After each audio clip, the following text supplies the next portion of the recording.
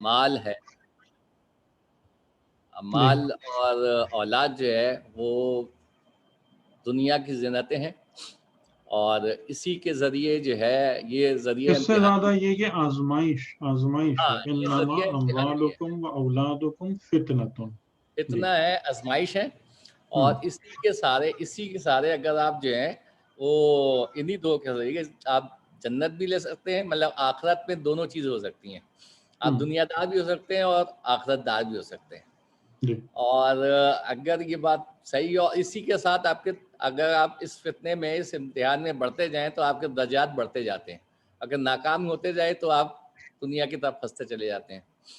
یہاں تک کی انڈرسٹینڈنگ کے بعد جو ہے دوسرا سوال جو ہے وہ سوال یہ ہے کہ آپ نے جو سورہ طٰہٰ کی آیت میں لکھا ہے، سورہ طٰہٰ کی آیت میں آخری میں تھا کہ رزق و رب کا خیر و ابقیٰ، یہ جو ہے اس میں رزق ربکم جو ہے اس سے کیا مطلب ہوگا؟ مطلب ہمارے جب بات کر رہے ہیں ہمارے لیے رزق جو ہے وہ تو جہاں پر دنیا میں جو ہوتا ہے ہم جو سمجھتے ہیں یہ مال اولاد پیسہ روپیہ یہی رزق ہے اور یہی ذریعہ امتحان بھی ہے. تو یہ جو رزق رب کا جو ہے وہ اس کو کیسے ایکسپلین کریں؟ جی میں نے تھوڑا سا اس کا آئیڈیا تو دیا تھا کہ رب کا جو رزق ہے یعنی کہ وہ چیز جو رب کی بارگاہ میں سیو اور اسٹور ہوتی ہے وہ رب کا رزق ہے. اور وما ينفد عندكم وما عند اللہ باق، شاید یہ آیت بھی ہم نے آپ کو پڑھ کے سنائی تھی کہ بنیادی طور سے جو کچھ بھی ہمارے ہاتھ میں اس زندگی میں ہے یہ سب وجہ اور ذریعہ آزمائش ہے، لیکن جو کچھ خدا کے پاس ہے وہ فضائل اور کرامات ہیں جن کی طرف پہنچنے کو اور جن کو حاصل کرنے کی دعوت انسانوں کو دی گئی ہے وہ رزق رب ہے. کہ جو فضائل اور کرامات، جو نیکیاں اچھائیاں حسنات خدا کی بارگاہ میں ہیں وہ رزق رب ہے، جو کہ ہمیشہ باقی رہنے والا ہے اور اس کو کوئی ختم کرنے والا نہیں ہے، اس میں کوئی فنا نہیں ہے، زوال نہیں ہے، اس کے اندر کوئی خرابی موجود نہیں ہے، وہ سب چیزیں رزق رب ہیں. تو یہی بات کہی گئی ہے کہ ہمیشہ اس کی طرف جاؤ، اس کے طلبگار بنو، اس کو حاصل کرنے اور جمع کرنے کی کوشش کرو. اور میں نے آپ کی خدمت میں عرض کیا تھا کہ جو کچھ بھی دنیا کی زندگی میں ہے وہ حقیقتاً مال دنیا ہے، دنیا کا سرمایہ ہے. یعنی شاید آپ اس میں سے اولاد کو نکال دیں کیونکہ اولاد کے ساتھ ہمارا ایک one to one direct relationship ہوتا ہے، اولاد یا رشتہ دار، لیکن باقی جتنے بھی اموال ہیں وہ دنیا کا سرمایہ ہے، اس میں سے ہمارا کچھ بھی نہیں ہے. اور وہ آیت میں نے آپ کو سورہ کہف کی 6 یا 7 پڑھ کے سنائی تھی کہ جس میں یہ بات موجود تھی کہ جو بھی زمین پر ہے وہ زینت زمین ہے، اور اس کا مقصد تمہارے لیے فقط اتنا ہے کہ ہم اس کے وسیلے سے تمہیں بلا میں اور آزمائش میں ڈالیں اور اس بات کو گیج کریں، جج کریں کہ تم میں سے حسن عمل میں کون آگے.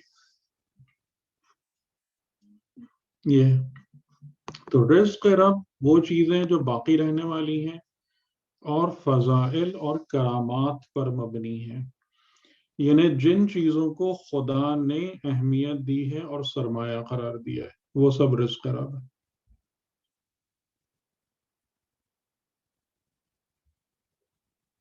جی.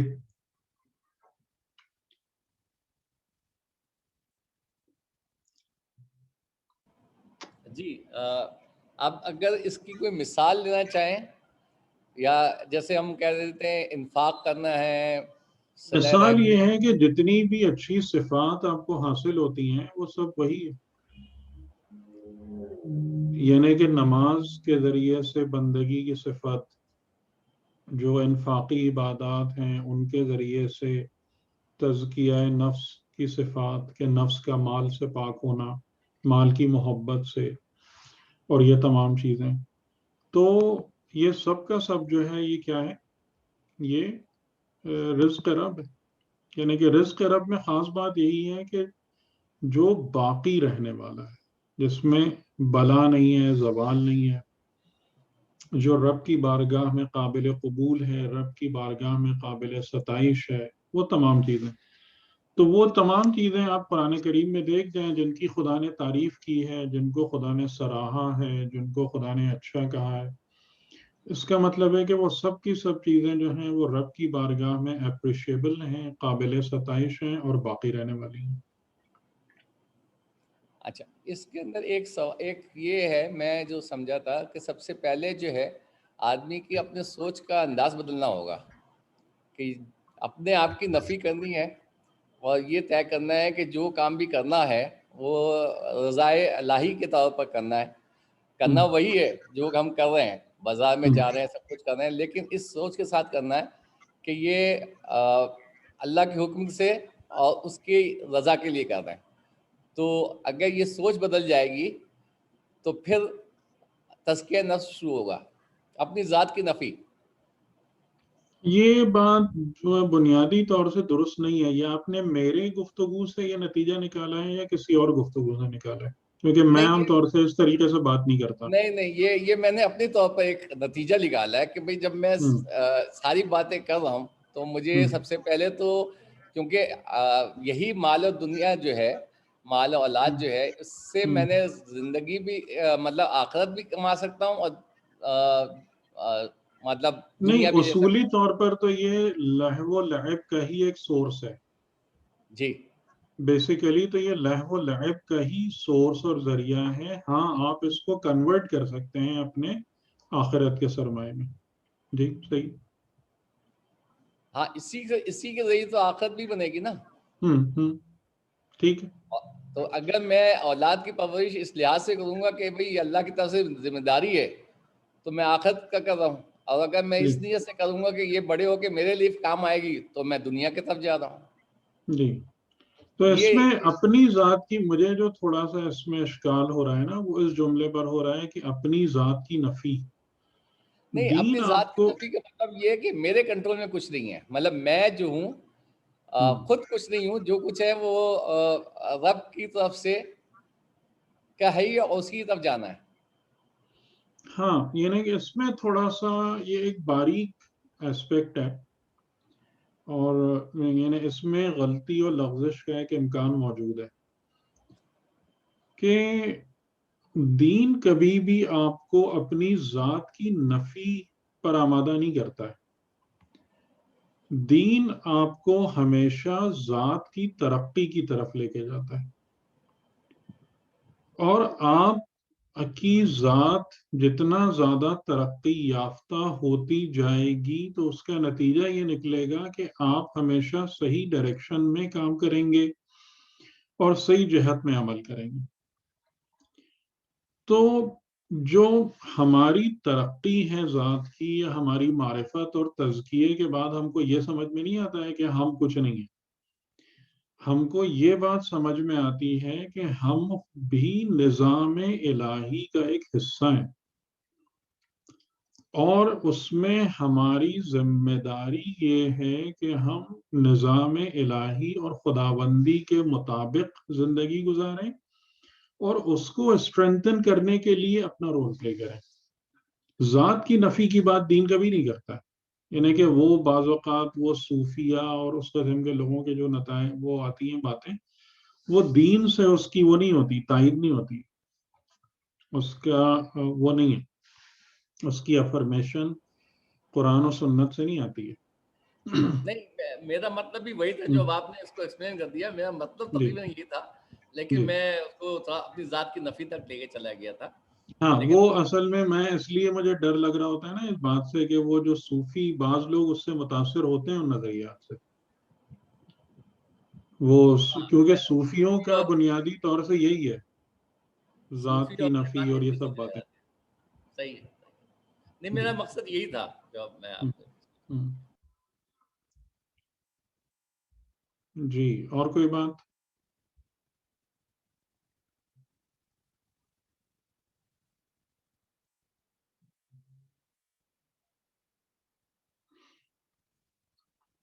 آپ لوگوں کو یہ بات سمجھ میں آ گئی، یہ دین اور دنیا کا جو فرق ہے، آخرت کی تعریف اور یہ سب چیزیں جو ہم نے بیان کی، کلیئر ہو گئی آپ لوگوں کو؟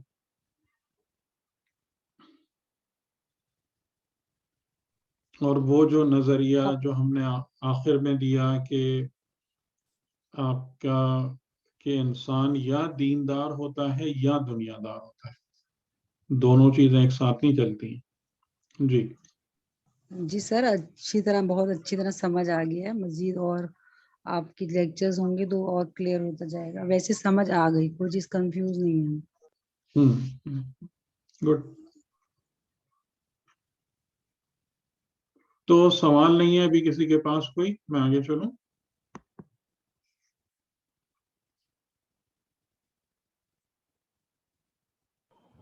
جی سر، میرا خیال ہے شروع کرنے تک۔ چلیے، اچھا، عمدہ۔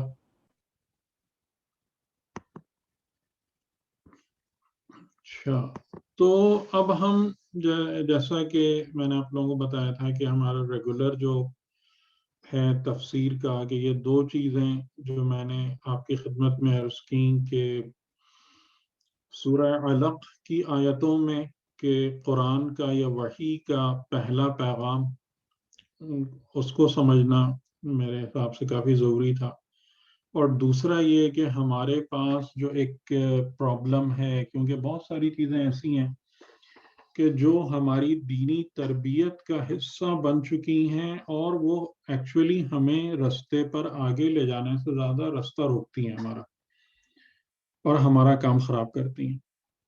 اور اس میں جو بنیادی پرابلم ایک ہے وہ یہ کہ ہمارے پاس خود دین اور دنیا کی صحیح تعریف ہمارے مد نظر نہیں ہوتی، اور یہ الفاظ ہم بڑے فریکوینٹلی یوز کر رہے ہوتے ہیں، لیکن اس کی جو معنویت ہے یا اس کا جو معنی ہے وہ درست انداز سے ہمارے سامنے روشن نہیں ہوتا، اور ہم کسی خاطر خواہ نتیجے پر نہیں پہنچ پاتے۔ ٹھیک ہے، تو یہ دو باتیں ہم نے بحمدللہ واضح کر دیں، اور امید ہے کہ آپ سب لوگوں کو سمجھ میں بھی آ گئی ہوں گی، اور آپ لوگ اس قابل بھی ہو گئے ہوں گے کہ ان نظریات کا ظاہر ہے اپنی عملی زندگی میں فائدہ اٹھائیں، تبھی اس کا ایک حاصل ہے اس ساری گفتگو کا۔ تو اب ہم چلتے ہیں تفسیر سورہ حمد کی طرف۔ تفسیر سورہ حمد اگرچہ کہ بہت کوئی آسان ٹاپک نہیں ہے، یہ بات بالکل ماننے والی ہے کہ سورہ حمد کے اندر بہت سارے مطالب و معارف ہیں، بہت ساری گہرائیاں ہیں، اور جبکہ ہماری روایتوں میں یہ جملہ ملتا ہے کہ جو کچھ قرآن میں ہے وہ سورہ حمد میں، تو ظاہر ہے کہ اس سے آپ سمجھ سکتے ہیں کہ سورہ حمد کی جو اسکوپ ہے وہ اتنا مختصر نہیں ہے کہ جس کو بڑے سرسری طریقے سے یا آسانی سے جس سے گزر جائے۔ لیکن اس کو میں نے پریفر کیا کہ اس پر بات اس لیے کی جائے کہ سورہ حمد کی تلاوت ہم نمازوں میں 10 مرتبہ کم از کم کرتے ہیں روزانہ، اور اگر کچھ مطالب بھی انشاءاللہ ہمارے سامنے روشن ہو جائیں گے تو ہمارے لیے کافی بہتر ہوگا، کیونکہ جب بھی ہم نماز میں سورہ حمد کی قرأت کریں گے تو کچھ نہ کچھ باتیں دماغ میں آئیں گی اور ہمیں فائدہ دیں گی۔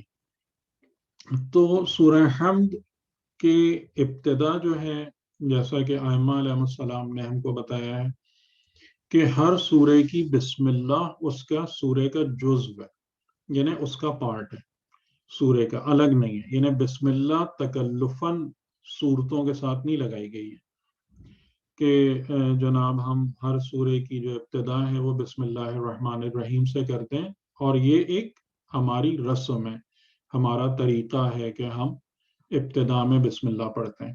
ایسا نہیں ہے، بلکہ ائمہ علیہ السلام نے فرمایا ہے کہ ہر سورے کی بسم اللہ الرحمن الرحیم اس سورے کا جزو ہے، اور اس کے ساتھ مل کر ایک معنویت کو پیدا کرتی ہے۔ اس میں سے کچھ ہمیں سمجھ میں آتی ہیں، کچھ ظاہر ہے کہ قرآن کریم کے بارے میں یہ دعویٰ کوئی بھی نہیں کر سکتا، بڑے سے بڑا عالم بھی نہیں کر سکتا کہ وہ قرآن کریم کو پورا سمجھنے کے یا اس کی تفسیر کرنے کے قابل ہو گیا ہو۔ اور جو بھی اس قسم کا دعویٰ آپ کے سامنے کرے نا، آپ سمجھ لیں کہ یہ درست نہیں ہے، سچ نہیں ہے۔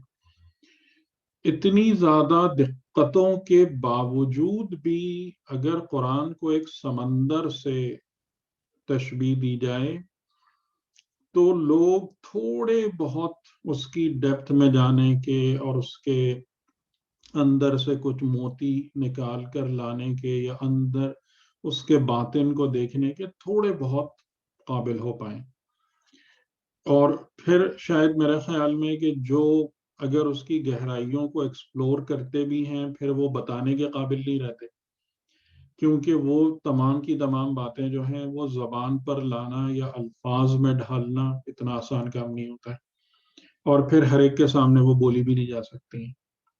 تو یہ تمام کے تمام معاملات ہوتے ہیں۔ تو ایک حد تک جو ہے وہ قرآن کی تفسیر روشن ہے اور سمجھ میں آتی ہے۔ تو اس حوالے سے جو باتیں ہیں وہ اجاگر کرنے کی یا بیان کرنے کی کوشش کرتے ہیں۔ تو میں آپ سے یہ بات کہہ رہا تھا کہ پھر ہر سورے کی بسم اللہ الرحمن الرحیم کا اس کے مضامین اور مطالب سے کیا تعلق ہے، کیا لنک ہے، ہر جگہ نہیں پتا، لیکن سورہ حمد میں یہ بات بہرحال اچھے سے سمجھ میں آتی ہے کہ بسم اللہ الرحمن الرحیم دیگر آیتوں سے اس سورے کی کس طریقے سے کنیکٹ ہوتی ہے۔ تو میں نے آپ کے سامنے اسکرین پہ جو لکھا ہوا ہے کہ پہلے ہم بسم اللہ الرحمن الرحیم کا جائزہ لیں گے، اس کی تفسیر پہ تھوڑا غور کریں گے، اور پھر اس کے بعد انشاءاللہ تعالی دیگر آیتوں پر آئیں گے۔ تو بسم اللہ الرحمن الرحیم میں جب ہم آتے ہیں تو بسم کا جو ورڈ ہے پہلا، یہ حقیقتاً دو، اس کا ایک حرف اور ایک لفظ سے مل کر بنا ہے، اور عربی زبان میں آپ کو یہ بات پتہ ہی ہوگی کہ کئی جگہوں پر جو حروف ہیں جیسے با ہے، لام ہے، وا ہے، یہ حروف جو ہیں یہ بھی اپنا ایک معنی رکھتے ہیں۔ حروف یعنی عام طور سے یہ نہیں ہوتا ہے جیسے آپ کے اے سے لے کے زیڈ تک انگریزی میں، یا الف سے لے کر یہ تک اردو میں جتنے بھی لیٹرز ہیں یا حروف ہیں ان کے اپنا معنی نہیں ہوتا ہے، یہ ان کے وجہ سے کوئی معنی اسپیسیفکلی جنریٹ نہیں ہوتا ہے، لیکن عربی میں کچھ حروف ایسے ہیں کہ جو خالی لیٹر جو ہے وہ ایک معنویت کو جنریٹ کرتا ہے۔ تو ایسے ہی با بھی ہے، تو سب سے پہلے با جب آتا ہے اسم کے ساتھ مل کے تو وہ شارٹ ہو کے بسم، ہم اس کو پڑھتے ہیں بسم اللہ، اس میں سے الف ڈراپ ہو جاتا ہے۔ تو با اگر لگتا ہے کسی بھی لفظ کے ساتھ تو اس میں کچھ مزید سینس یا کچھ مزید تاثرات یا کچھ معنی اس میں جوڑ دیتا ہے، اور جو زیادہ تر با کے لگنے کی وجہ سے، ویسے تو شاید اگر آپ صرف و نحو کی کتابوں میں دیکھیں تو 20-22 موارد آتے ہیں با کے، لیکن 3 جو میں نے آپ کے سامنے لکھے ہیں یہ زیادہ تر استعمال ہوتے ہیں، کہ با کا مطلب ایک بائی ورچو آف یعنی سببیت کا ورڈ آتا ہے، کہ یہ کیا ہے، سببیت یعنی اس سبب سے، ایک یہ سینس آتا ہے۔ ان دا کمپینین شپ یعنی معیت میں، یا ان دا گارب آف اس کے لباس میں، تو یہ تمام کے تمام سینسز با کے لگنے سے بنتے ہیں کسی بھی ورڈ میں۔ تو آپ اگر اس کو دیکھیں تو تقریباً آپ اس بات کو سمجھیں گے کہ با جب اسم کے ساتھ لگتا ہے تو اس میں شروع کا سینس اتنا نہیں آتا ہے، یعنی ہم جب ترجمہ کرتے ہیں نا کہ بسم اللہ الرحمن الرحیم کے شروع کرتا ہوں اللہ کے نام سے، تو یہ شروع والی بات جو ہے نا یہ ایک سینس اس میں سے بنتا ہے، بنایا جا سکتا ہے لیکن حقیقتاً جو ہے وہ یہ ہے کہ بائی ورچو آف اسم آف اللہ یا معیت میں اسم خدا کی، اس اسم کی معیت میں یا اس اسم کے ذیل میں سبب میں جو ہے ہم آگے چلتے ہیں. اچھا، تو یہ ایک با والی بات ہو گئی کہ با کا مطلب کیا ہے کہ یا با جو ہے با سببیت ہے. اس کے بارے میں لوگ زیادہ کہتے ہیں کہ ہاں یہ وہی ہے، یعنی کہ اسم اللہ کے سبب سے، اسم اللہ کی بنا پر، یہ اس کا پراپر ترجمہ ہوگا، یا اسم اللہ کی معیت میں. ٹھیک ہے، یہ تو با کا سینس آیا. اس کے بعد اسم جو ہے یہ کافی دقت طلب ورڈ ہے اسم کا. اسم کے لفظی معنی جو ہیں وہ کیا ہوتے ہیں؟ ہماری اردو میں ہم کہتے ہیں نام، یا انگریزی میں نیم. لیکن یہ کافی ایک وہ کنفیوزنگ ہے، یا غلطی کہہ لیں کہ یہ نام اور نیم والا جو حساب کتاب ہے نا اسم کے ساتھ، یہ ایک ہمیں غلط جگہ پہ لے جاتا ہے. اس کی وجہ کیا ہے کہ آپ جب بھی نام کی بات کرتے ہیں تو نام ایک ٹوٹلی اعتباری چیز ہے. اعتباری چیز کا مطلب کیا ہے کہ اگر کسی کا بھی نام زید ہے، حمزہ ہے، یہ نام بذات خود ایک بالکل انڈیپینڈنٹ ایک ٹیگ ہے. ٹھیک ہے، یہ ایک ٹیگ ہے. مطلب ٹیگ کا مطلب ہے کہ ایک نمبر پلیٹ ہے، یہ ایک پلیٹ ہے جس پر ایک چیز لکھی ہوئی ہے. اب آپ اسے کسی کو کیا کریں، آپ یعنی کہ وہ پلیٹ لے جا کر کسی کے اوپر لگا دیں، ٹھیک، کسی کے اوپر لگا دیں، فٹ کر دیں، اور اس کے بعد آپ کہیں کہ جناب اس کا نام یہ ہے. اس سے کیا فرق پڑتا ہے؟ یعنی اگر ایک انسان کا نام زید ہے تو یہ نام جو نمبر، نام کی جو پلیٹ، نیم پلیٹ اس کے اوپر لگ گئی، اس کی شخصیت کے ساتھ اٹیچ ہو گئی، یہ اس کی پرسنالٹی کو ڈیفائن نہیں کر رہی. اسی نام کے آپ کو 500 لوگ اور مل جائیں گے تو اس سے کیا فرق پڑے گا؟ تو اس کا مطلب ہے نام میں تو کچھ نہیں ہے نا، اس لفظ میں تو کچھ نہیں ہے. وہ جو 3 ورڈ ہیں زا، یا اور دال، زید، اس میں کچھ نہیں ہے. تو ہم جب نام کی بات کرتے ہیں، نیم کا ذکر کرتے ہیں کہ اس کا نام درخت ہے اور یہ آم کا درخت ہے اور یہ کیلے کا درخت ہے فلاں، تو یہ سب ایک ہمارا اعتبار ہے. اعتبار کا مطلب کیا ہے کہ ہم نے ایک چیز کے بارے میں سیٹ کر لیا ہے، قبول کر لیا ہے کہ جناب اس کا نام یہ ہونا چاہیے. لیکن اگر آپ آم کو کیلا کہہ دیں اور کیلے کو آم کہہ دیں تو اس سے دونوں کی شخصیت اور حیثیت میں فرق نہیں پڑے گا. یہ نہیں ہوگا کہ ان دونوں کی شخصیتیں بھی نام بدلنے کے ساتھ ساتھ تبدیل ہو جائیں. ٹھیک ہے، تو جو نام ہم لیتے ہیں یا جو نام رکھتے ہیں یا جس نام کے ساتھ ہم کسی کو یاد کرتے اور پکارتے ہیں، ان ناموں کی حقیقت اور حیثیت یہ ہوتی ہے.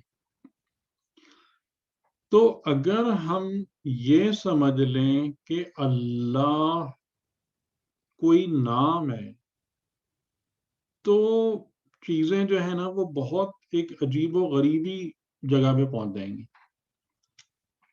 یعنی کہ اس کا کیا مطلب ہوگا کہ اگر ہم کہیں اللہ کے نام سے، اور نام کا سینس ہم وہی لیں کہ جو ہمارے پاس نام کا مطلب ہے، تو آپ خود سمجھ سکتے ہیں کہ یہ ایک اتنا گنجلک قسم کی بات ہے. یعنی اس کا مطلب کیا ہوا کہ خدا کی کوئی ایک پرسنالٹی ہے اور ہم نے اس پرسنالٹی پر جا کر ایک لیبل اور ٹیگ لگا دیا ہے اللہ کے نام کا، اور اس نام میں جو ہم نے نام لگایا ہے اس نام میں اور اس پرسنالٹی میں کوئی ڈائریکٹ ریلیشن شپ نہیں ہوتی ہے. وہ خالی شناخت اور آئیڈینٹیفیکیشن کے لیے یوز کیا جاتا ہے. جیسے مثال کے طور پر ایک بندے کا نام رکھیں شجاع، تو شجاع نام رکھنے کا مطلب یہ تھوڑی ہے کہ وہ بہادر ہے. ہو سکتا ہے کہ وہ انتہائی بزدل انسان ہو. ایک بہت ہی بزدل اور ڈرپوک انسان کا نام بھی شجاع ہو سکتا ہے. تو اس کا مطلب کیا ہوا کہ نام اور شخصیت میں باہمی کوئی ربط نہیں ہے. نام خالی ایک اوپر سے لیبل ہے جو آپ جس کے ذریعے سے آپ کسی کو آئیڈینٹیفائی کرتے ہیں. تو اگر ہم بسم اللہ کا یہ ترجمہ کرنے کی کوشش کریں کہ اللہ کے نام سے یا اللہ کے نام کے ساتھ یا اللہ کے نام سے, تو اس میں سب سے بڑی گڑبڑ یہی ہو جائے گی. ٹھیک ہے, تو اب پہلے میں آپ کو اسم کا مطلب ایک بتا دوں کہ اسم کہتے کس کو ہیں, اور کم از کم آپ اپنی زبان میں اپنی لغت میں اسم کا مطلب نام سمجھتے رہیے, لیکن اسماء الہیہ کے حوالے سے یہ مطلب کبھی بھی نہیں لیا جا سکتا, جس کا ریزن میں نے آپ کو بتا دیا کہ ورنہ تو یہ بالکل ہی عجیب و غریبی لفظ ہو جائیں گے یہ جتنے بھی الفاظ ہم اسماء خداوندی کے طور پر استعمال کرتے ہیں, اگر ہم اس کو اس طریقے سے نام سمجھ لیں کہ جو ہم نام یوز کر رہے ہوتے ہیں اپنے لیے. ٹھیک ہے, یہ میں نے جو مثال آپ کے سامنے دی ہے رکھی ہے جس میں 4 شکلیں بنی ہوئی ہیں کہ پہلے میں نے ورڈ لکھے, ٹھیک ہے, درخت کے یا ٹری کے, یہ میں نے لفظ لکھے ہیں اردو میں اور انگریزی میں, درخت یا ٹری. اب یہ خالی لفظ ہے, ٹھیک ہے, ایک زبان کے اندر ڈرا کیے ہوئے کچھ سمبلز ہیں یہ. یعنی اگر کسی کو اردو نہیں آتی تو وہ جب میں نے اردو میں درخت لکھا اس کو کچھ نہیں پتا چلے گا کہ اس کا مطلب کیا ہے, اور اگر کسی کو انگریزی نہیں آتی تو جب میں نے ٹری لکھا ہے تو وہ دیکھتا رہے گا کہ کاغذ پر کچھ شکلیں بنی ہوئی ہیں, لیکن اس کے ذریعے سے وہ کچھ بھی نہیں سمجھ پائے گا کہ اس کا معنی کیا ہے. تو ایک تو اسم یہ ہے, اسم کی حالت کہ جب آپ کسی چیز کا نام ایک خاص لینگویج میں بتاتے ہیں اور لکھتے ہیں. اچھا, اب اگر فرض کریں کہ کسی شخص نے درخت پہلے زندگی میں کبھی نہیں دیکھا ہے, اس کو نہیں پتا ہے کیا ہوتا ہے, اور ہم نے اس سے کہا درخت یا اس کے سامنے لکھ دیا درخت, وہ اردو پڑھ سکتا ہے, اس نے پڑھ لیا, لیکن اب وہ کہے گا یہ کیا چیز ہے, آپ نے ایک چیز کا نام تو مجھے بتا دیا ہے لیکن یہ ہے کیا. تو اس کا مطلب ہے کہ نام خالی جو ہے وہ کمپلیٹ پکچر نہیں دے رہا ہے سننے والے یا دیکھنے والے کو. تو ہم نے پھر کسی بھی درخت کے پاس اس کو لے جا کے, سوری بلکہ اس سے پہلے ایک مرحلہ اور آتا ہے کہ ہم نے اس کے سامنے کاغذ پر یا کسی بورڈ پر ایک درخت کی شکل بنا دی, جیسے کہ دوسرے اس میں آپ دیکھ رہے ہیں کہ شکل بنی ہوئی ہے یہاں پہ, کہ پہلے ہم نے اس کا نام لیا, نام لکھا, نام سے اس کی تشفی نہیں ہوئی, اس نے کہا یہ کیا ہے, ہم نے شکل بنا دی. ٹھیک ہے, اب اس کو تھوڑا بہت کچھ سمجھ میں آیا کہ اچھا یہ ایک ایسی کوئی چیز ہے جس کو کہتے ہیں درخت.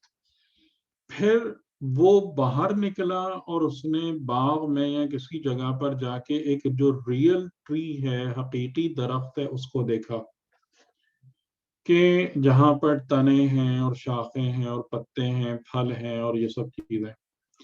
اب اس کو ایک بات اور سمجھ میں آ گئی کہ اچھا درخت اس کو کہتے ہیں.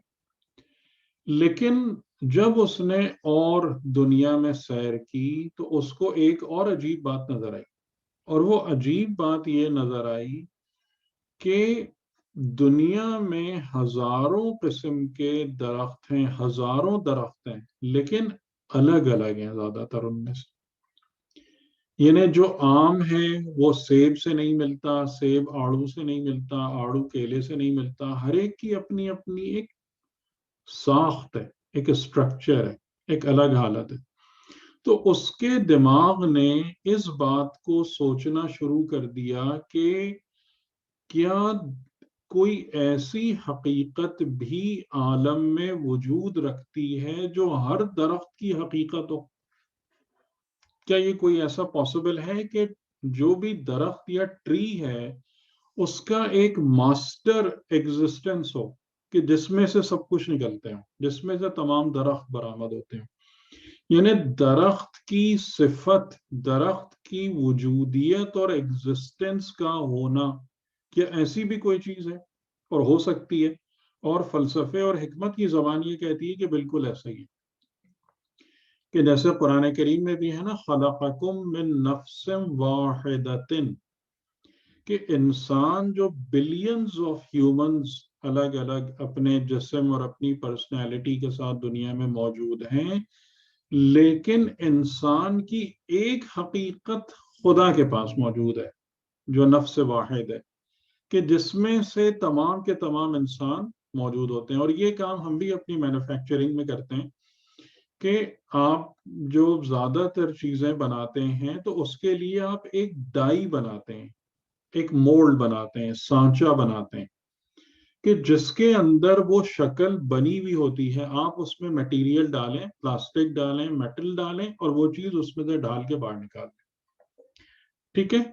تو اب ہمارے پاس کسی بھی شے کو جاننے کے حوالے سے 4 مراحل کم از کم آ گئے.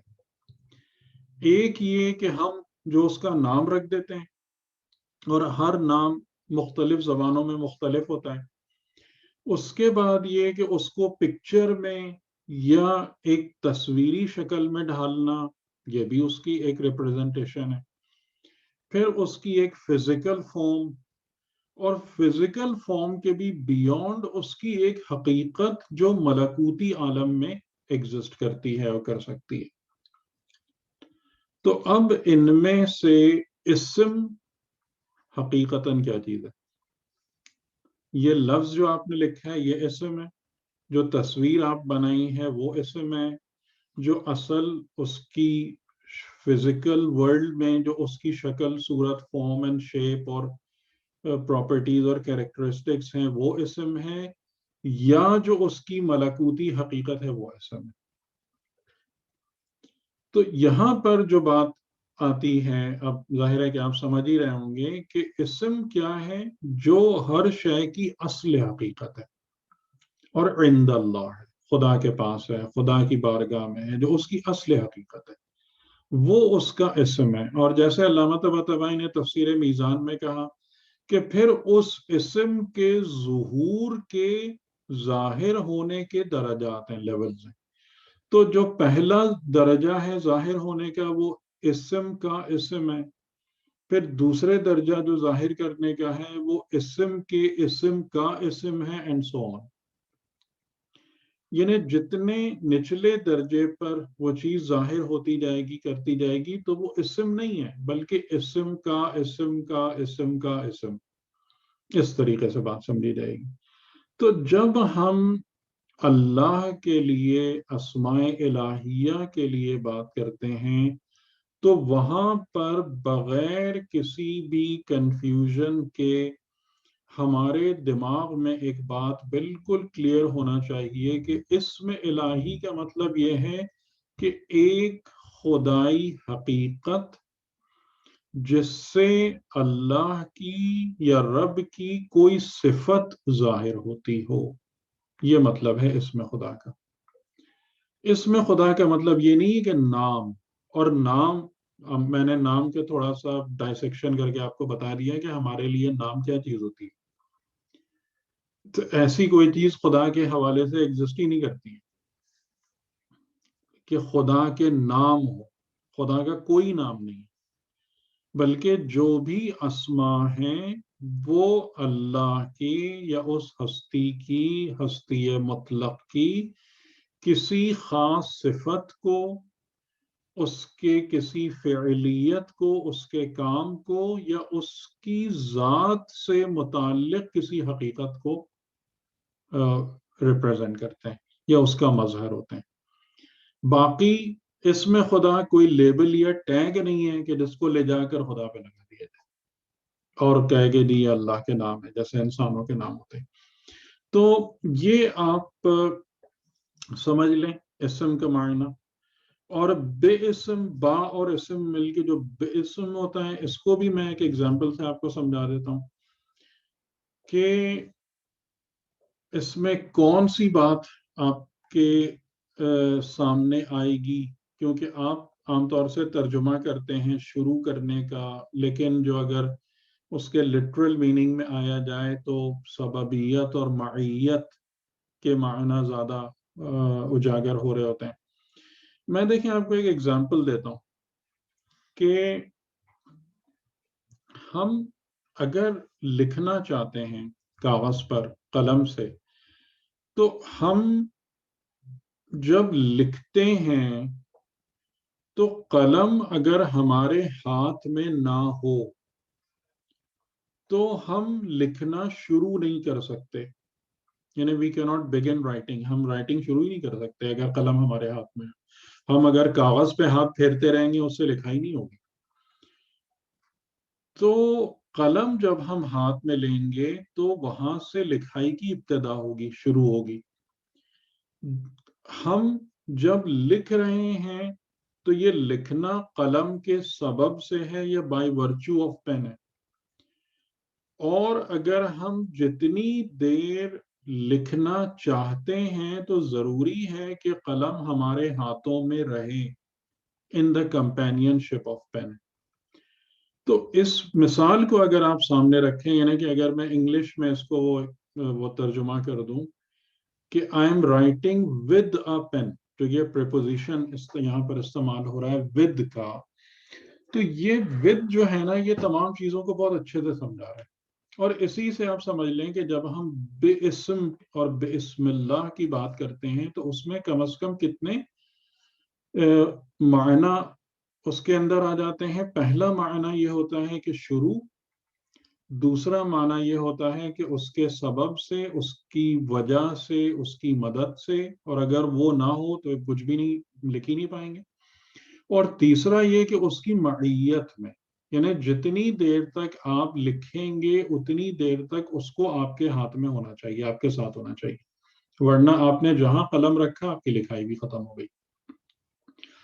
تو جب ہم بے اسم کی بات کرتے ہیں اور بسم اللہ کے اس میں آتے ہیں تو اس میں یہ تینوں سینس آ جاتے ہیں. اور انشاءاللہ آگے چل کے بھی میں آپ کو جب اس میں اللہ کی تھوڑی سی ہم وضاحت اور تشریح کریں گے اگلی دفعہ، تو اس میں بھی انشاءاللہ آپ کو بات تھوڑی سمجھ میں آ جائے گی کہ یہ شروع والا سینس کہاں سے آتا ہے. تو یہ دو باتیں ذہن میں، اور یہاں سے ہی پھر آپ اس کو جتنا بھی یعنی ایلیبوریٹ کر سکتے ہیں کہ اسم کے معنی. اور اس میں ایک بات، ہاں، اور کیونکہ ایک سوال اور اکثر لوگ کرتے ہیں کہ خدا کے اسما کتنے، کیا اللہ کے اسما 99 ہیں؟ اب اگر آپ اس بات کو سمجھ چکے ہیں کہ اسم خدا کی ذات یا صفات یا افعال سے متعلق کسی حقیقت کا بیان کرنے والا ہے، یہ اسم ہے. تو اب ہمیں اس بات کو سمجھنے میں بالکل دشواری نہیں ہونا چاہیے کہ اسماء الہیہ 99 نہیں ہو سکتے، بلکہ اسماء الہیہ لامحدود ہیں، انفینٹ ہیں. اور اس کی وجہ کیا بنے گی انفینٹ ہونے کی؟ اس لیے کہ خدا کی صفات اور افعال اور ذات کے مظاہر محدود نہیں ہو سکتے، ان میں محدودیت نہیں آ سکتی کہ آپ ان کو کسی گنتی یا کسی فائنائٹ ویلیو کے ساتھ اس کا تعین کرتے ہیں، اتنے ہیں یا اتنے نہیں. تو اگر آپ اسم اور اسم کی حقیقت اور اس کی پراپر ڈیفینیشن کو سمجھ لیں گے تو کیونکہ یہ سوال بھی اکثر لوگ کرتے ہیں کہ 99 اور 99 کے بارے میں ہم نے ایک حدیث پڑھی تھی رسول خدا کی، وہ اس کو بہت اچھے طریقے سے بیان کرتی ہے کہ جس میں آپ نے فرمایا کہ یہ جو 99 اسما بیان کیے جاتے ہیں یہ در حقیقت خدا کا تحفہ ہے انسان کے لیے. اور خدا کا تحفہ ہے انسان کے لیے کا کیا مطلب ہے کہ اسما کا جو ریلیونس ہم سے بنتا ہے وہ یہ بنتا ہے کہ یہ وہ صفات اور افعال خدا ہیں کہ جنہیں تم اپنے اندر پیدا کرنے کی کوشش کرو، جنہیں تم اپنے اندر پیدا کرو. کیونکہ جب خدا نے آدم کے لیے کہا کہ علم آدم الاسماء کلہا، تو علمہ کا مطلب کوئی کتاب پڑھا دی یہ نہیں ہے، بلکہ علم آدم الاسماء کلہا کا مطلب یہ ہے کہ آدم کے اندر وہ صلاحیت رکھ دی کہ آدم اسماء الہیہ کو اپنے اندر جذب کر کے ریفلیکٹ کر سکتے ہیں. یہ کوالٹی ہے آدم کی. یعنی اگر خدا خالق ہے تو آدم کے پاس بھی صفت خلقت موجود ہے. اگر خدا رازق ہے آدم کے اندر بھی صفت رزاقیت موجود ہے. اگر خدا رب ہے تو آدم کے اندر بھی صفت ربوبیت موجود ہے. بندہ بھی رحمان و رحیم ہے. تو یعنی اس کا مطلب کیا ہوا کہ یہ جو اسماء ہیں اور جو ہمیں بتائے گئے اور زیادہ تر جن 99 اسماء کا ہم ذکر کرتے ہیں تو یہ وہ اسماء ہیں کہ جو خدا نے ہمیں تحفے میں دیے ہیں کہ اذن خدا سے مرضی خدا سے ان صفات کو ہمیں اپنے اندر پیدا کرنا چاہیے اور ہم پیدا کر سکتے ہیں. ہاں کچھ اسماء ایسے ہیں کہ جو ہمارے بس سے باہر ہیں. کیونکہ اگر آپ جیسے دعائے جوشن کبیر پڑھتے ہیں تو دعائے جوشن کبیر میں بھی شروع سے آخر تک اسماء الہی ہیں. اور اگر آپ اس کی گنتی گنیں نا تو آپ کو کتنے اسماء ملیں گے دعائے جوشن کبیر میں 1001 1001 1001 اسماء الہیہ اس میں موجود ہے دعائے جوشن کبیر. ٹھیک. تو ان میں سے بہت سارے اسماء ایسے ہیں کہ جو پھر انسان کے بس کی بات نہیں ہے. کہ جیسے لیس کمثلہ شیء یہ ایک اسم ہے. اب یہ اسم انسان تھوڑی ہو سکتا ہے لیس کمثلہ شیء.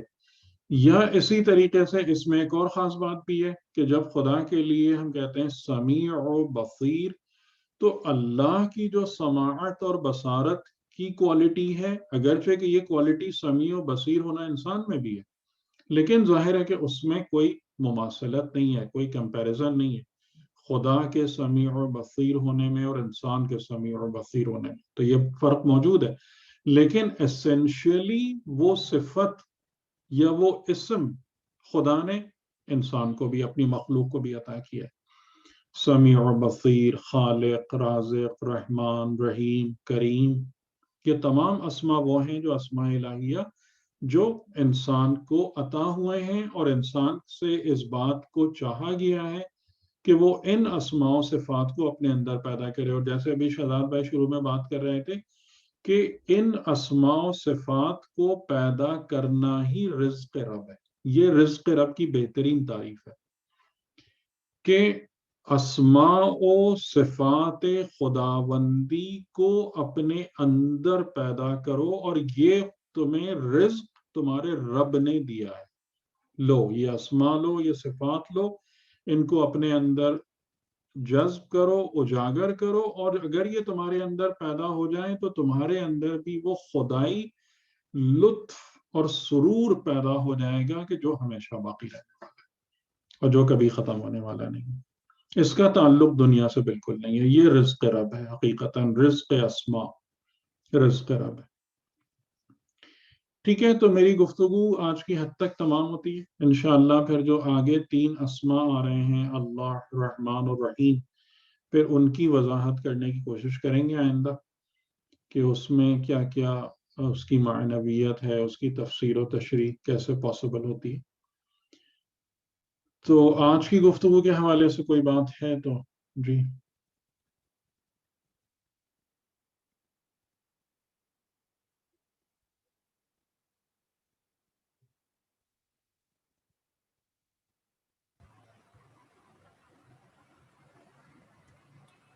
سر ایک کنفیوژن تھی وہ میں بیان کرنا چاہتا ہوں. سر یہاں تک تو بات تو بالکل صحیح تھوڑی سمجھ میں آ رہی ہے کہ جو اسم ہے بیسیکلی وہ حقیقت ہے. لیکن ابھی آپ نے جو حضرت آدم والا جو ذکر کیا بیچ میں کہ حضرت آدم کو اللہ تعالیٰ نے جو یہ علم دیا صلاحیت دی ہے جی جو علم دیا اسماء کے بارے میں لیکن اس کے آگے پھر ذکر ہوتا ہے کہ پھر ان اسماء کے بارے میں پوچھا یعنی کہ ان کو ظاہر کیا اور ان کے بارے میں پوچھا دونوں سے سوال کیا فرشتوں سے بھی اور حضرت آدم سے بھی. تو یہ ظاہر کرنے کا کیا مطلب ہے کہ کوئی فزیکل نہیں ایگزسٹنس کہاں لکھا ہے کہ ظاہر کی سر جہاں پر یہ جس آیت میں یہ ذکر ہے کہ اللہ تعالیٰ نے علم دیا اس یعنی کہ مطلب اسماء و ہاولائی کی بات ہوئی ہے، اور اس کے بعد پھر اللہ نہیں، تعالیٰ اس نے میں اللہ نے اسما کو ظاہر کیا، یہ کہا ہے ان آیتوں میں؟ ایسا کچھ بھی نہیں ہے۔ نہیں اس میں ان کو ظاہر کیا، ہاولائی کو ظاہر کیا، ان نہیں، سے ان کو صرف پیش اتنا کیا، کہا ان کو کہ سامنے ان کیا، اسما کی مجھے سامنے خبر دو۔ سامنے کیا نا، ان کو پیش سامنے کیا، کیا نا، پیش کیا نا۔ ارازہم ہے سر، ارازہم ہے مطلب ان کو سامنے کیا، اور ہم کی ضمیر کے ساتھ ہے۔ ثم عرضهم علی الملائکۃ، یعنی ان کو ملائکہ پر پیش کیا۔ جی جی جی جی بالکل بالکل۔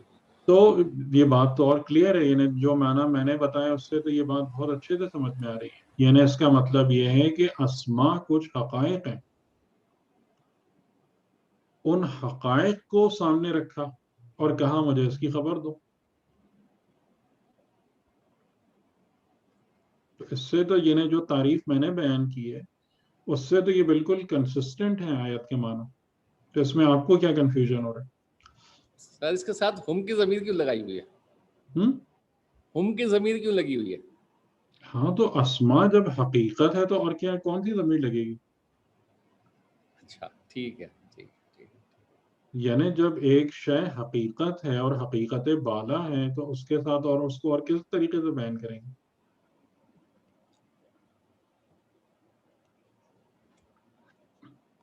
یعنی آپ اگر بتا دیجئے نا جو کہنا چاہ رہے ہیں۔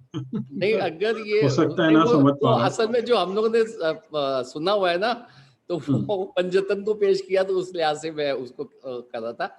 دوسری بات یہ کہ پھر جو اس میں اللہ ہے، اللہ صفات اور دیکھیں جو اس ذات میں ہے۔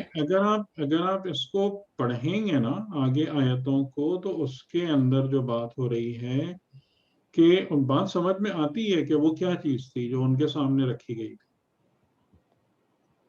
وہ ان کی ہی کوئی حقیقت تھی، یعنی بعد میں آدم نے جب ملائکہ کے سامنے جو چیز کھولی ہے وہ خود ملائکہ کی حقیقت ہے۔ آپ نے اس بات پہ غور کیا؟ پورا اگر آپ اس کو دیکھیں کہ علم آدم الاسماء کلہا، ایک بات کہ آدم کو جو علم عطا ہوا وہ اسماء کل کا عطا ہوا، یعنی کہ جتنی خدائی حقیقتیں ہیں، جتنی بھی خدائی حقیقتیں، آدم کو یہ صلاحیت عطا ہو گئی کہ وہ ان سب کا علم حاصل کر سکے، سب پہ حاوی ہو سکے۔ ٹھیک، پھر اس کے بعد ثم عرضهم علی الملائکہ، پھر ان کو پیش کیا گیا، عرضہ یعنی پیش کیا گیا۔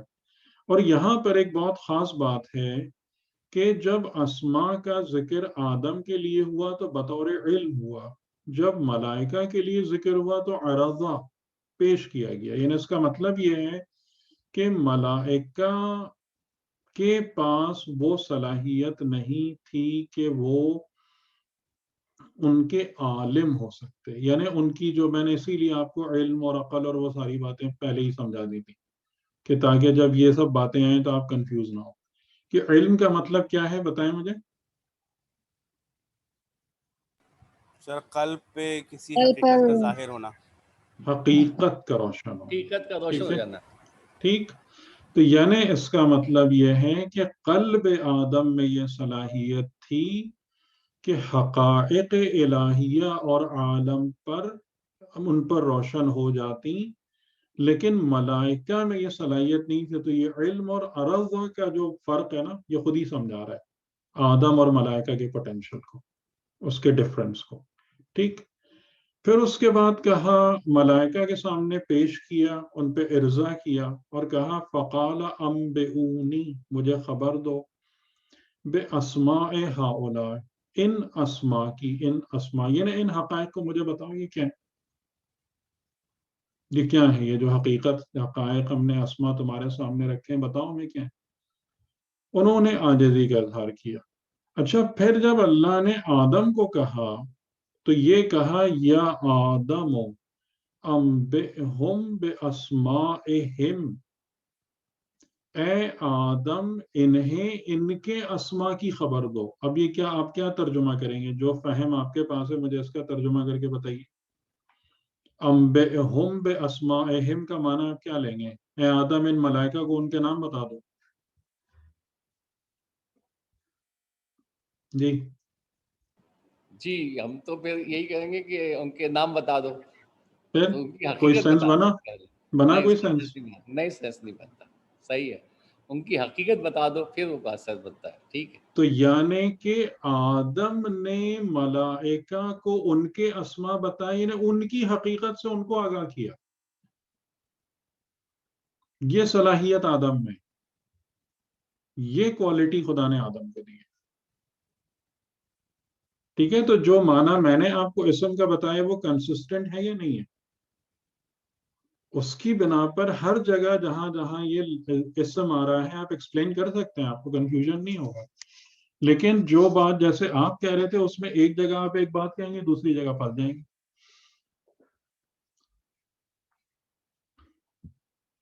جی بات روشن ہو رہی ہے کچھ؟ جی جی سر بالکل بالکل. تو آگے بھی جو ہے نا انبئہم باسمائہم، ان سے پھر ان تمام اسما کی بات تھوڑی کی ہے خدا نے. آدم نے ملائکہ کو ان کے اسما بتائے ہیں، ان کی خبر دی ہے. اور نبا یعنی خبر دو، ان کو انفارم کرو اباؤٹ دس. جی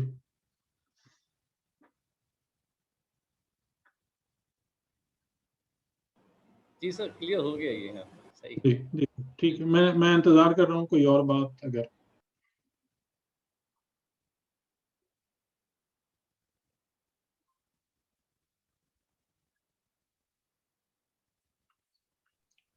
اچھا یہ کوئی، جی آپ میں سے پارٹیسپینٹس میں سے ایک چیز مجھے یہ بتا دیجیے گا پلیز، یہ بھی بہت اہم ہے کہ کوئی صاحب یا صاحبہ ایسے تو نہیں ہے جن کے لیے یہ بیان بہت زیادہ مشکل لگ رہا ہو؟ یہ بھی مجھے بتا دیجیے گا.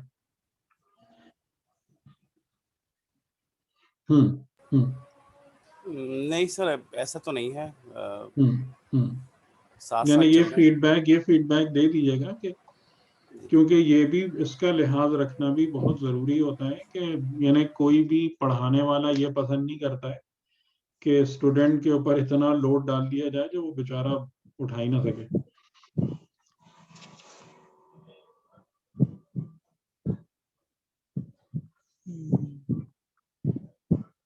جی سر یہ ایک سوال ہے میرا.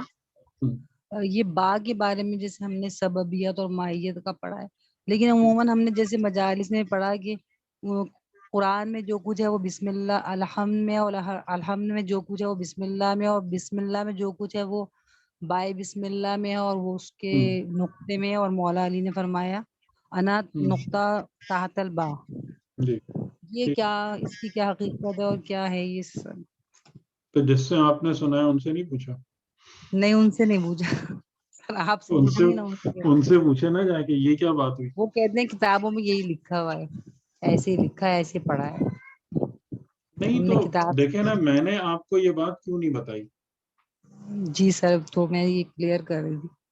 اس لیے نہیں بتائی کہ میں اس کی تفسیر کرنے کے لائق نہیں. اچھا. یا اگر میں اس کی تفسیر کرنے کی کچھ کوشش کروں گا بھی تو وہ پھر ایسی بات ہو جائے گی کہ آپ بہت پریشان ہو جائیں گے.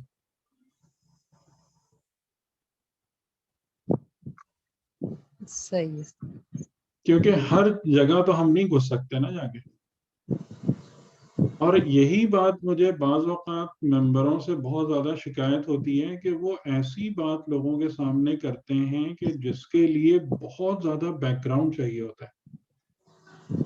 جی سر سوال آتے ہیں. جس ایک جملے تک پہنچنے کے لیے بہت زیادہ سفر طے کرنا پڑتا ہے.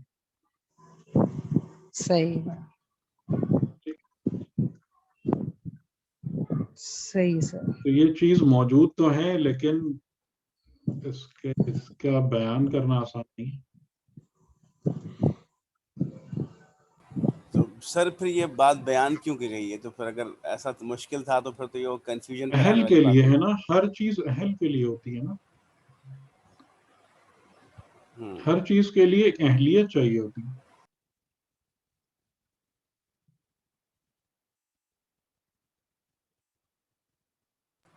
تو جی آپ صحیح فرما رہے ہیں. وہ اہلیت پیدا کرنا آسان کام نہیں. تو پھر تو ہمیں اپنی مجالس میں بھی پھر اجتناب کرنا چاہیے، کیونکہ بالکل جس بات کو ہم ایکسپلین نہیں کر 100%، سکتے پھر اس کو بیان ہی نہیں کرنا چاہیے. 100%، بالکل. یعنی جیسے آپ دیکھیں نا، میں نے نہیں بولا نا ایسی کوئی بات آپ کے سامنے.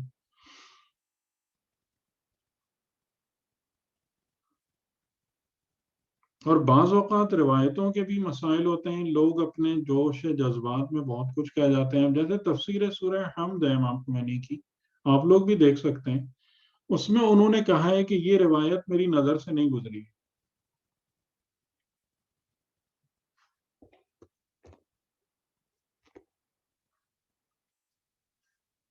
یہ والی انا نقطہ تحت الباء.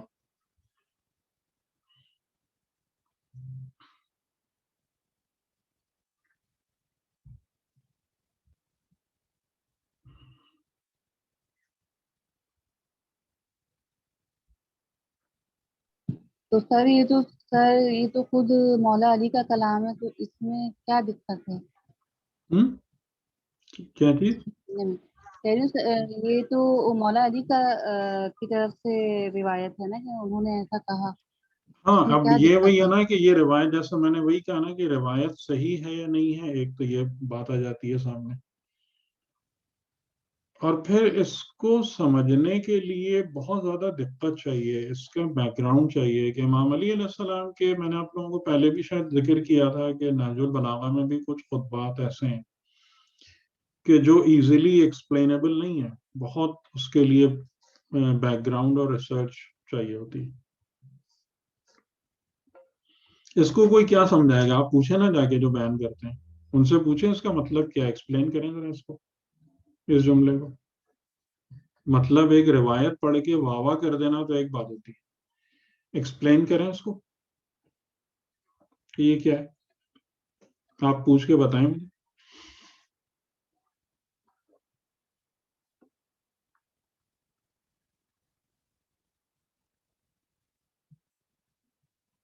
صحیح ہے، اگلی دفعہ پوچھ کے سوری بتائیے سر، گا آپ نے مجھے. کیا کہا؟ مجھے سنا نہیں. میں نے کہا اگلی دفعہ جو ہے نا پوچھ کے بتائیے گا مجھے کسی بھی مولانا صاحب سے اس کا مطلب. دیکھیں کیا کہتے ہیں.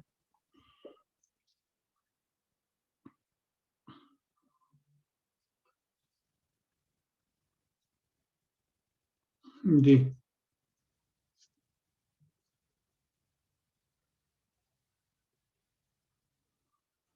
ٹھیک ہے، تو میں خیال ہے آج کی حد تک کوئی اور خاص بات نہیں ہے. جی سر، اگر کسی اور کو کوئی سوال کرنا ہے یا کسی اور کو کر سکتے ہیں. دیکھیں ایک بات جو کلیئر ہے میں آج کا. تھوڑا سا آپ لوگوں کو ایک بات ریکمینڈ کروں گا کہ جب بھی آپ کوئی گفتگو سنتے ہیں نا تو اس میں دو اسٹریمز چل رہی ہوتی ہیں. ایک اسٹریم جو کہ زیادہ ڈومینیٹ کرنا چاہیے وہ یہ ہے کہ جو بات بیان کی جا رہی ہے اس پر اچھے طریقے سے غور کریں اور اس میں سے سوالات نکالیں. لیکن جو زیادہ تر ہمارے یہاں، کیونکہ میں بہت عرصہ ہو گیا مختلف فورمز پہ بات کرتے کرتے، لیکن ہمارے یہاں جو بات ہوتی ہے نا، زیادہ تر طریقہ یہ ہوتا ہے کہ آپ کے دماغوں میں پہلے سے جو چیزیں موجود ہیں وہ اس موضوع سے ٹکرانے لگتی ہیں اور پھر وہاں سے سوال نکلتے ہیں. جیسے ابھی آپ لوگوں نے جو بھی زیادہ تر سوالات کیے نا وہ ہماری گفتگو سے مربوط سوالات نہیں تھے جو ہم نے بات کی، بلکہ وہ سوالات وہ تھے کہ جو چیزیں پہلے سے آپ کے دماغ میں موجود ہیں کہ اس کے یا تو آپ کوئی اس کی کلیریفیکیشن چاہ رہے ہیں یا اس کے کوئی کنفیوژن دور کرنا چاہ رہے ہیں. یہ بھی ٹھیک ہے، ایک حد تک ایکسیپٹیبل ہے، لیکن اس کا نقصان جو ان دا اینڈ آپ لوگوں کو ہوگا وہ یہ ہوگا کہ جو بات ہم بتانا چاہ رہے ہیں نا وہ مس ہو جائے گی. یعنی جو کچھ سیکھنے کے لیے آپ بیٹھے ہوئے ہیں وہ اس کا کافی کم پرسنٹیج آپ ایبزارب کر پائیں گے. تو اپنی یہ پریکٹس بنائیں کہ تھوڑی دیر کے لیے نا جب بھی کوئی لیکچر ہو اتنی دیر کے لیے آپ کے دماغ میں جو سوچ ہے اس کو ذرا سائڈ پہ رکھ دیں اور جو بات بتائی جا رہی ہے اس پہ فلی کنسنٹریٹ کریں اور اس پر تنقید اور تجزیہ کریں تو آپ کی لرننگ بہت بہتر ہوگی اس طریقے سے. کیونکہ یہ میں نے اکثر دیکھا ہے کہ وہ یہی ہوتا ہے کہ ذہن انہی سب جگہوں پہ جا کے الجھ جاتا ہے کہ جو پہلے سے ہمارے دماغ میں اس کی شاخیں نکلی ہوئی ہوتی ہیں اور جو اصل بات کہی گئی ہوتی ہے وہ تھوڑی سی ادھر ادھر ہو جاتی ہے. تو یہ ایک میری طرف سے ذرا ایک تنبیہی نوٹ ہے, اس کو تھوڑا سا آپ لوگ غور کر لیجیے گا. اور یہ پریکٹس جب بھی کسی کلاس میں جائیں تو اس پر تھوڑا سا اپنے آپ کو تربیت دیں اس حوالے سے لرننگ کی.